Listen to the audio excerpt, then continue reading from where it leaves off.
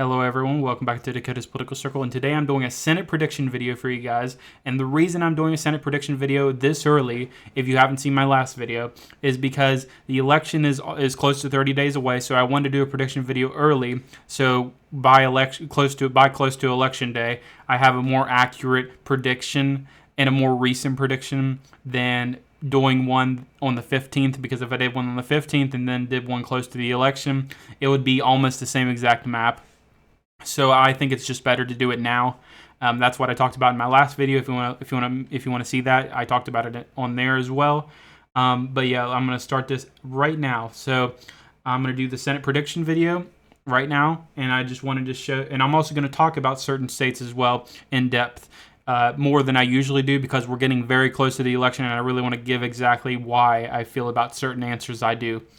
Okay, now let's get into this. So first, let's start with the safe blue and safe red states. So this is going to be really interesting. So let's do California, Washington. You got Hawaii, and this is, by the way, this is starting with the Democrats. And then you got Delaware, New Jersey, Connecticut, Rhode Island, Massachusetts, Vermont. I'm leaving off Maryland for now. And then there's New York, and you got Maine, which technically in Maine, I believe, is an independent, but he like coattails with the Democrats. So technically, he is a Democrat, but he's not. But just to make it simple, I'm just going to say he's a Democrat. And then Minnesota, obviously, Klobuchar is, I don't know why she's so much loved in there. She's a major Democrat. But for some reason, Minnesota really likes her. So that's the reason I say that. And I don't think there's any more safe Dem, from what I can tell.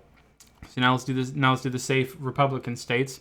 You got Utah, Wyoming, Montana, North Dakota, Nebraska. Nebraska's second one. The reason I say Montana, just to bring it out, I know a lot of people were kind of speculative on, oh, Montana's not going to go safe red. Tester's going to have a fighting chance. Let me show you right here. So Sheehy almost has a 7-point lead in the average.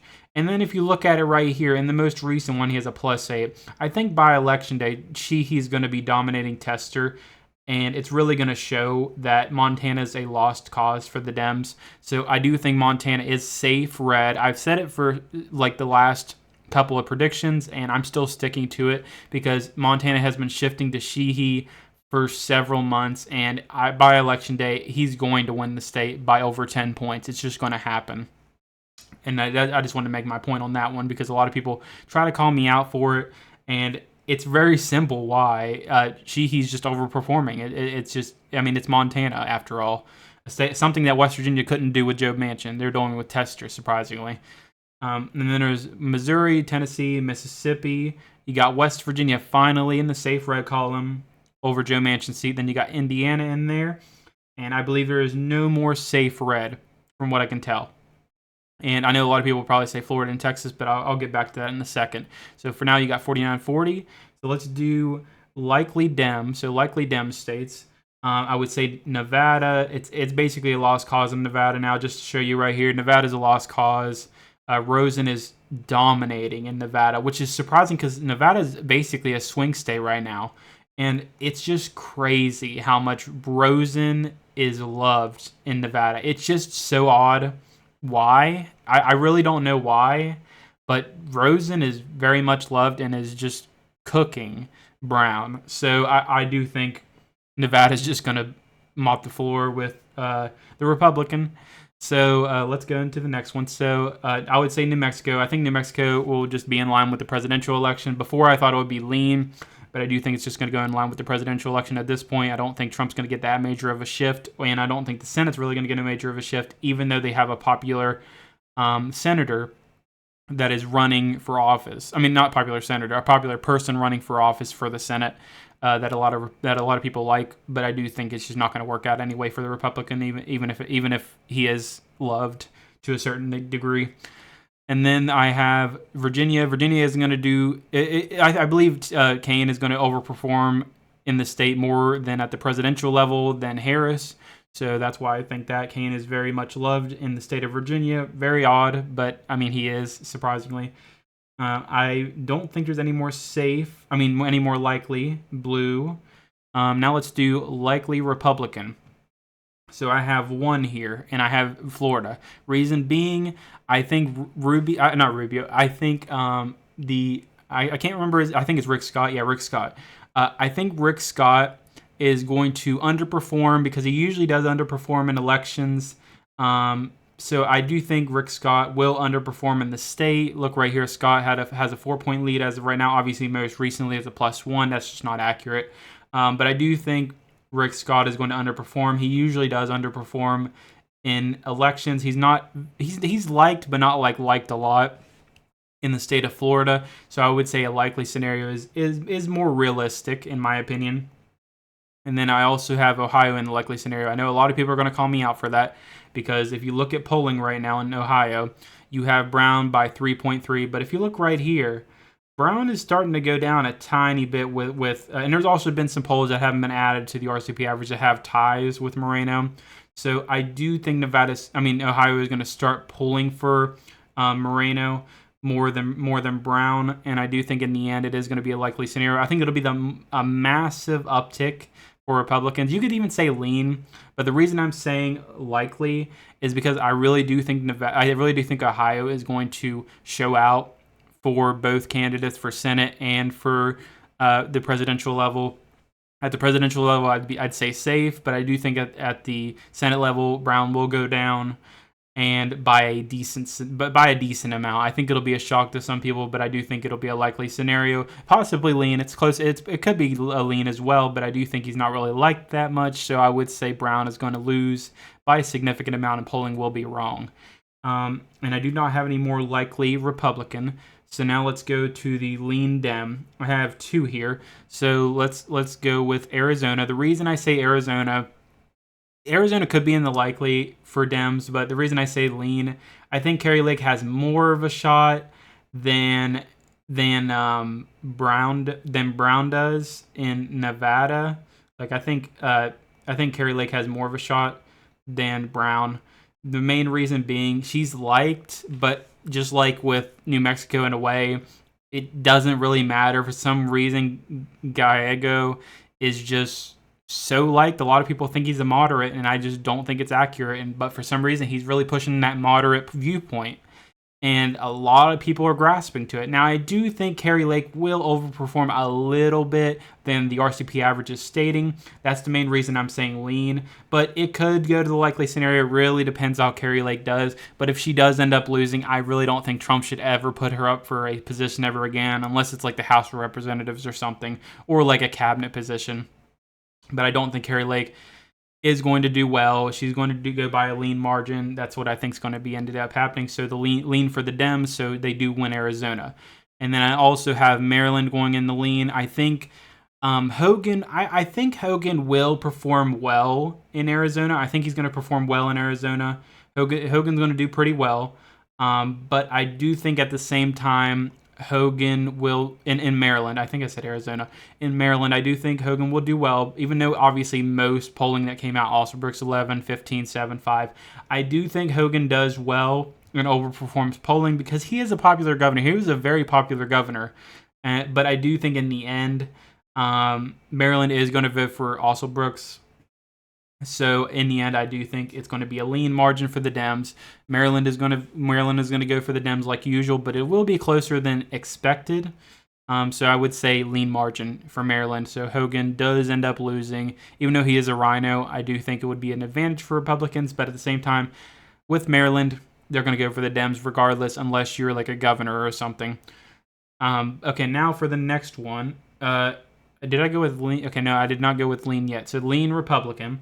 So let's go with the lean Republican. I have one here. I got the state of Texas. The reason I say the state of Texas is a lot of people in Texas do not like Ted Cruz, and it shows.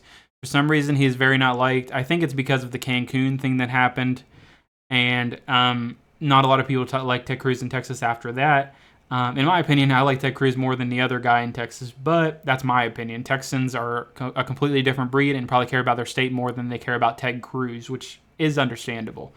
But at the same time, Texas is Texas, and I do think Cruz will go by a lean margin. I don't think Aldred is going to overperform whatsoever. He's not going to overperform. I think Texas will possibly overperform even with Cruz. So I would say the RCP average is pretty accurate with this 5 point. It could be a 6 or 7 maybe.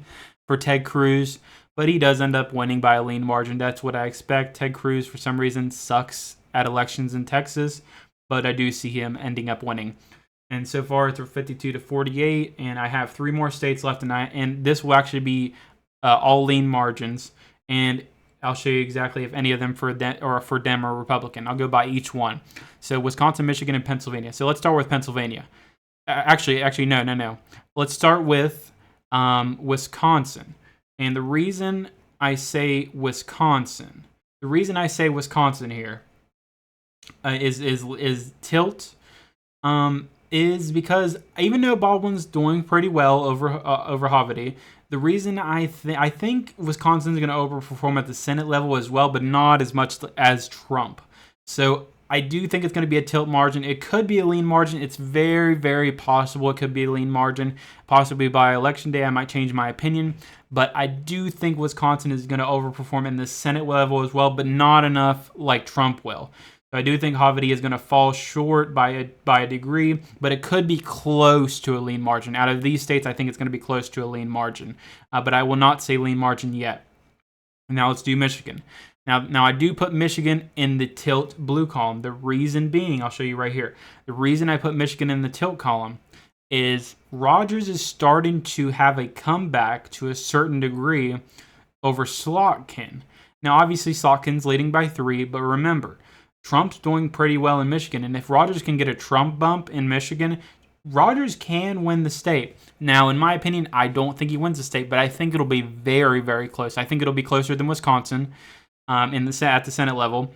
So even though I think Wisconsin will overperform more than Michigan with Trump in the general election, I think at the Senate level it's different. I think Wisconsin really likes their incumbent, right? I think they really like Baldwin.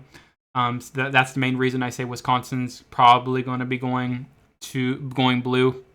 Michigan's very different. I think Michigan overperforms really well with Rogers, but in the end, I do think Slotkin does win barely. I think what Slotkin is going to barely win in this scenario. It's going to be a very, very, very close race, possibly a recount scenario, but I do think it'll be very close. And then the last state here, this is a really interesting one. I've been going back and forth about this all day, but I made a decision. I'm going to put Pennsylvania in the tilt blue column for the Senate. The reason I say that, and I know a lot of people are probably like, why don't you just put it in lean blue?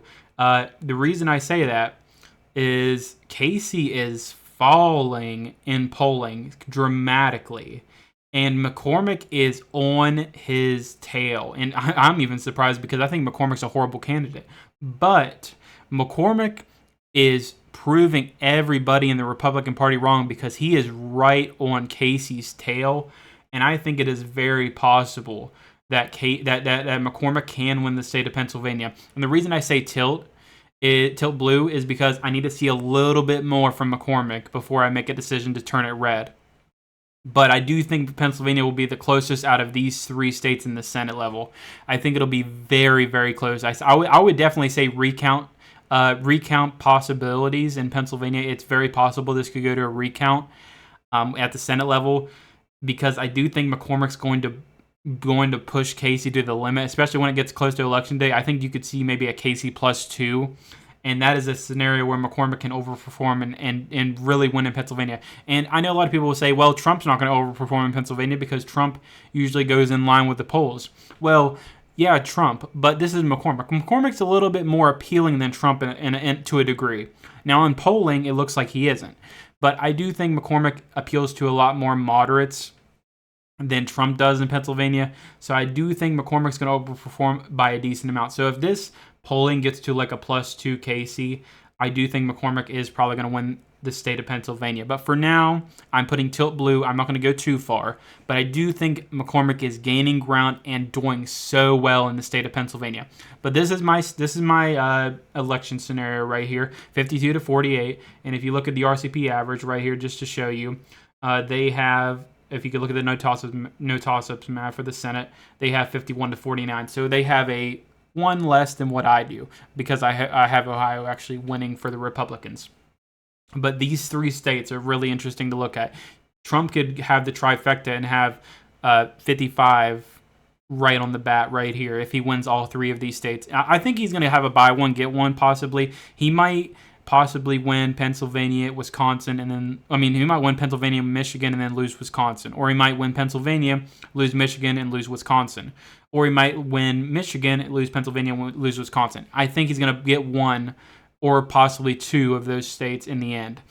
But as of right now, 52-48, Trump wins. Not Trump. The Senate is Republican in this scenario, so this is a very good win for Trump, especially if he gets in office. If he doesn't get in office, obviously gridlock, but luckily it's Republican.